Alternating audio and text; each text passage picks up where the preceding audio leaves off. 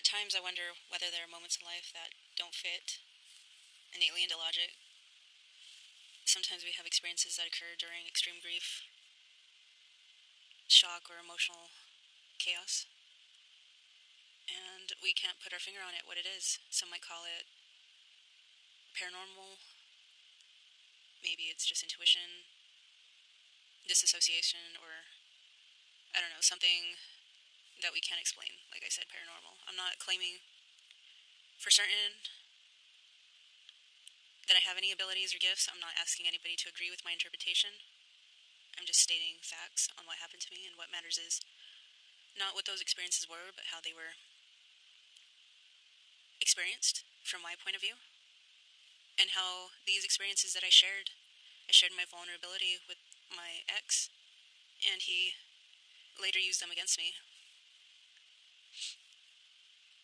So, the day my mother-in-law, my ex-mother-in-law died, it was one of the worst moments that I've ever experienced. Waking up at 3 a.m., getting that phone call from my sister-in-law and handing the phone over to my ex. It was overwhelming. I knew what had happened before she even spit out the words. That day, the emotional intensity was overwhelming, and we were all in a heightened state. I remember going downstairs of our townhome, just pacing back and forth because I felt like my heart was beating out of my chest. I thought I was going to have a panic attack. And my heart would not stop racing. After what felt like 20 minutes, 30 minutes, I went back upstairs. And all of a sudden, my heart went back to normal. I felt her presence there in our bedroom. She was calm, she was reassuring, and she did communicate with me that she was okay. She said, "I am okay." And I received that message through my mind.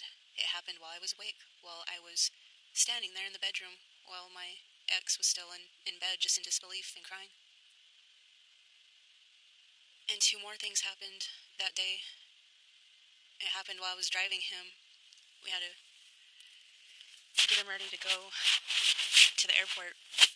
And we were driving to pick up my son from work at Wendy's at the time he worked. And I went in to get some food for him, and we got back in the car, and I started driving. All of a sudden, I felt what I could only describe as somebody pushing my soul to the side. And I felt that. I was no longer in control of my body. It scared me.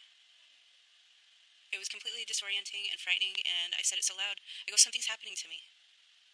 And all of a sudden, I could hear noise coming out of my voice. I know they were words, but they weren't my words. It was so scary. I didn't dramatize it. I didn't dream that it happened. It really happened. I described everything as it happened when I came back to me in my body in real time. And it was something I fully didn't understand. My ex-husband was just crying at the time, and I asked him, I go, "What did I say? What did I say?" Because that was not me. That was not me. And I don't remember what it was that I said. I don't even know if he believed me.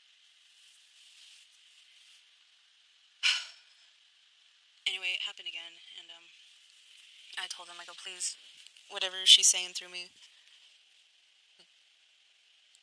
please tell me what it was." And he didn't. I don't know if he believed me, or even if it mattered to him, but the months that followed her passing, I had I had three in particular. I had three vivid dreams involving her, two of which were exceptionally clear. I think the first one, it was just her giving me a hug, but the second one carried a lot of emotional meaning. It was comforting. I never felt that connected to her in real life. I always thought she had some sort of envy towards me. And we did have beef when she was here. I did tell her one time, I said, "I didn't appreciate how you abused your son, because now he thinks it's okay to abuse his own kids." And he pinched my 3-year-old's ear, and look, he has some broken vessels in his ear, and I showed her, and I was not happy about that. And she wasn't happy that I confronted her. But trying to get back on the track of this whole thing, after she passed, I felt like we had a mutual understanding of each other, a mutual respect, and we left on good terms. before she died, she actually called me, and it was rare. She called me in August of 2024. Anyway, I don't want to get into the context of that conversation, but yeah, not 2024, it had to be August of 2023 because she passed in January of 2024, so regardless of when that was,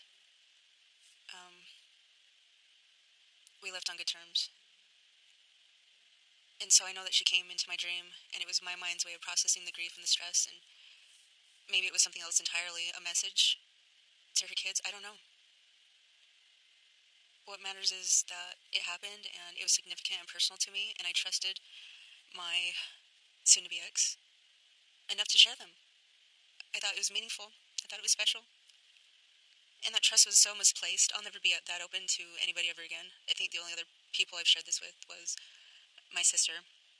I have even shared it to my mom, with my mom, but I shared it with my sister and another relative because I felt comfortable enough to share it, and I don't know, I did. So telling him about that experience I had that day and telling my sister about the experience, she was amazed, and my soon-to-be ex-husband was amazed, and they were thinking I had some sort of abilities. My sister said, "Oh my God, I think you're clairvoyant," and I kind of shy away from that. I always had some sort of abilities, but I never pursued them. And so, back to trusting those people who I felt comfortable enough to share this with. Two of those people, they kept it to themselves. The other, instead of treating what I shared with discretion or care, my ex, he went behind my back. And I actually heard him repeating what happened to me. He was sharing that experience with his brother over the phone, and he was laughing, and he was drunk, and he was like, "Dude, Jesse had this weird experience, crazy experience." And I was so hurt. He did it without my consent. He didn't even have the right context.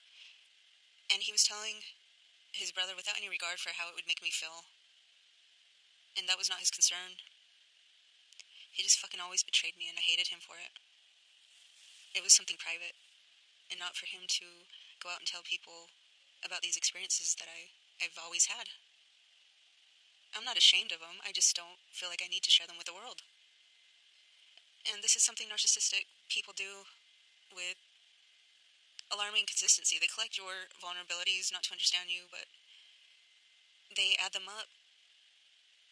They take these moments that are deeply profound and supposed to be private, and then they strip you of your privacy.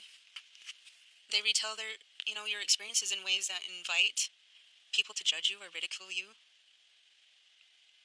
And people can be very dismissive when it comes to experiences like this, especially with certain people whose approval they want to maintain, like his sister. She always fucking hated me, and I didn't like her either, but point is, he would always blab about my business to them. With doing this, he didn't just violate my trust, he reshaped the narrative so that I would appear unstable and dramatic, and that's the way he wanted me to appear to his family. And how they talk their shit about me and discuss with a narc about me, it seemed justified to all of them. And I realize now that I could have never have fathomed him being my worst enemy, my biggest hater. It didn't even cross my mind back then that he was trying to set the stage for ridicule for me, telling him my experiences. I really thought he believed me, and he was crying, and he was telling me that he believed me, and at the time, I thought I was helping. And if I ever have an experience like that again, I'll never share it. I'll never share it. I don't want to be ridiculed like that again. I never claimed to have any special abilities, even though I've had abilities. I'm aware of them. And sometimes they're creepy, they creep me out. My sister has had abilities and shared experiences with me, and it's paranormal. It's mystical. It's extraordinary. At the time that I had these experiences, I was in a health crisis. I was in grief state. I was processing the loss of his mother under extreme emotional strain, and I was experiencing things that were very real in that moment. And instead of him protecting me and valuing what I shared, he just violated that trust, and I was exposed. The most damning part of it was not the fear of being laughed at. It was a realization that that emotional intimacy with him was never there. It was never safe. Anything that I shared with him in vulnerability and being transparent, he was able to repurpose for his own selfish needs. And anything that's like what I shared to him, it could be used, to mock me. And that realization really did fundamentally change how I understood our relationship. And that was definitely around the time that his mother passed in January of 2024. And so I don't want to say that's the start or the beginning of the downfall of our marriage. It was long before that, but that was when I realized that he was a hater. He was one of my biggest haters. And so it wasn't about the paranormal. It wasn't about trust. It was how deliberately it was broken. And if he ever knew or cared to know, I didn't share this one piece with him because sometimes I feel guilt about it. But I knew his mom was going to die even before she passed. I knew it in my gut. It was a Wednesday that I was told that she was going in for surgery. I'm sorry, she was going in for surgery on a Wednesday. And he was telling me this on a Monday. And I had this rush of sudden anxiety all the way down to the pit of my stomach. And I said it out loud. I said, "Oh my God, I hope she doesn't die." I said it. And she did not die the day of the surgery, but she did pass a few days later. On Saturday morning. It was technically Sunday morning, but it was still Saturday in Utah, I believe. The point is, after her surgery on Wednesday, I was so relieved to know that she made it through her surgery, and I thought everything was going to be fine. I kept it to myself until now. The pit of my stomach, I knew she was going to pass from that surgery. Everybody was saying it was knee surgery. No, it wasn't. No, it was not. Nobody's ever told me what type of surgery it is, but I already know what it was. And if that doesn't creep you out, I don't know what would.